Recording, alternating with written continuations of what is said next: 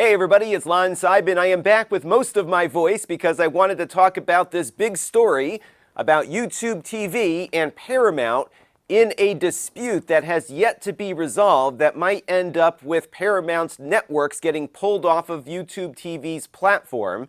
And it's even worse than you might think. We've got a lot to talk about, so let's get to it.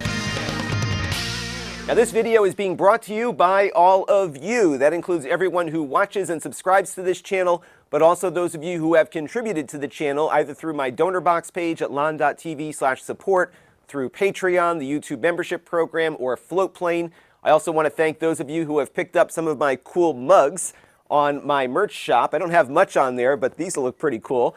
And I greatly appreciate everyone who's been supporting the channel because it does help keep the lights on around here. I've got some equipment starting to age out a bit, so we'll be making some investments this year to improve things. But I want to thank you all for your continued support of the channel. Now, let's dive into this week's topic. Now, this all erupted a couple of days ago when Paramount and YouTube announced that they were unable to reach an agreement on the continued carriage of all of these Paramount networks. And there are quite a number of them, including BET, CBS Sports, Comedy Central, MTV, Nickelodeon. It's a pretty long list of channels. It also includes all of the CBS local affiliates that are on the YouTube TV platform because they are able to negotiate on behalf of local broadcasters, more on that later, to have all of them as part of this agreement. So you would have lost your local CBS affiliate along with all of these other channels. Now, for its part, YouTube on their X account said that if this happened and those channels were pulled, then they would give customers an $8 credit off of the money they pay per month for the service. And that also happens to be the amount that Paramount Plus's base streaming service costs. So it would be kind of a wash for the customer, perhaps. And I suspect that this offer was more of a shot across the bow at Paramount, who probably makes far more money having this carriage agreement with YouTube TV than they do on their own streaming service. And that is probably why they offered that to customers.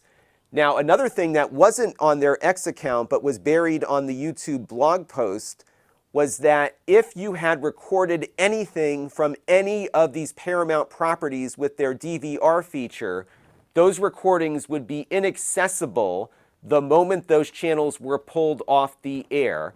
So you own nothing these days, not even your DVR recordings when you're on one of these services. We're going to come back to this in a little bit because this is the vision that broadcasters have for television moving forward, where you have no control over what you record even. So bring back your VHS, VCR. Now, on Paramount's side of the argument here, they've been running ads to try to get customers to petition YouTube TV to keep them on the platform. So I've got targeted in a couple of different places. This one I saw on Facebook this morning, probably because I'm a dad. I'm not even a YouTube TV subscriber, but I'm getting hit with these things. And I also got targeted on my X account. Again, I'm not even a YouTube subscriber, so they are spending a lot more on this advertising campaign than they need to. And here they say that I could lose 23 channels, which I'm not getting anyhow. And then if we go to the website that both of these ads link to, you can see that they're really putting a lot of effort into this campaign. I think they stand to lose a lot more money than YouTube does if this deal doesn't go through.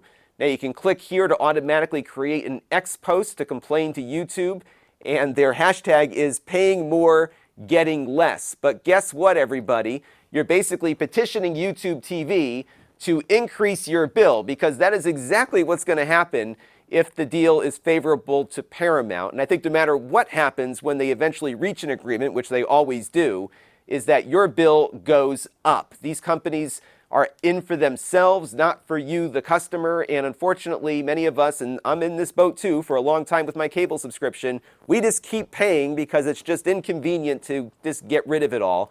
I finally did it. I've never been happier. I've got more money in my pocket, and I don't have to deal with this nonsense anymore. But this is exactly what's going on. They want you to petition YouTube TV to increase your bill. How much has YouTube TV gone up over the years? Well, take a look. When it launched in 2017, it was pretty reasonable, actually, very competitive versus cable. But now the price is fairly close to where cable is at about $83 a month. And in fairness to YouTube, most of this price escalation is actually coming from these content providers who are continually raising their rates each time one of these agreements expires and has to be renewed. This is the exact same problem that's driving a lot of cable TV costs, and it's only going to get worse. How much worse? Well, remember when I was talking about how right now CBS affiliates are all part of this single Paramount deal? Well, right now, the local broadcasters who own those affiliates are currently petitioning the FCC and Congress for the right to negotiate directly with YouTube TV and other streaming providers so that they can get more money too. So you're going to see an ever-increasing escalation of cost on YouTube TV and Hulu and others because everyone's going to have their hand out looking for more and more money, even as viewership continues to decline on cable and broadcast networks. They're not working to make their product any better. They just keep increasing the prices as demand is falling. This is not an economically sound model, but they're choosing to go in this direction, which is essentially running their businesses into the ground. But what about free over-the-air television? That'll never cost you anything, will it? Well, no, but the broadcasters are in the process of rolling out Next-Gen TV, which is the new over-the-air TV standard, and as part of that standard, they will be encrypting all of their signals. In fact, most of the broadcasters here in the U.S. have already done so or are in the process of doing so, and this will dramatically limit what you can do with your content because now you need a license to watch what you pulled off the air and recorded on your own equipment. So remember this statement from the YouTube post? This will be life for everybody. And part of this effort to encrypt everything is to push people into these more profitable subscription plans so that you can have a DVR that works on all of your devices in the home. Right now, the only boxes that they offer with decryption capabilities and recording capabilities have to be directly connected to an antenna. They're from these lousy Chinese companies. They perform horribly, and they only work on one television at a time.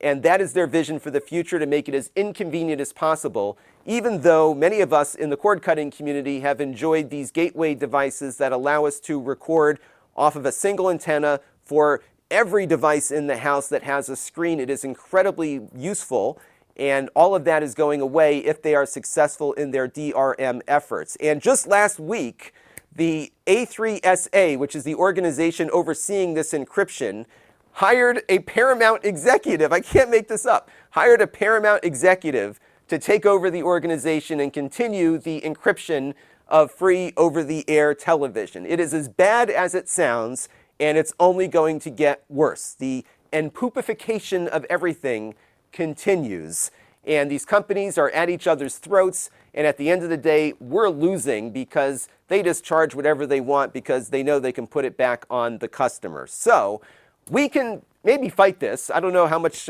success we're going to have now, but we have been working to get viewers to file on the official FCC docket for this TV transition. If you go to Lon.TV/FCC instructions, you can get all the info as to how you can make your voice heard on this. I will also put a link to a playlist, because I know a lot of you are starting to realize that this is actually happening now.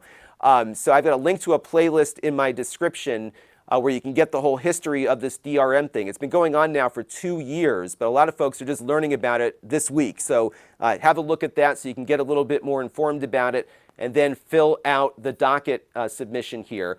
We've had thousands of people submit to the official FCC docket on this matter, and the more that we can get in, the better. And there has yet to be a single consumer who thinks encrypting live television is a good idea.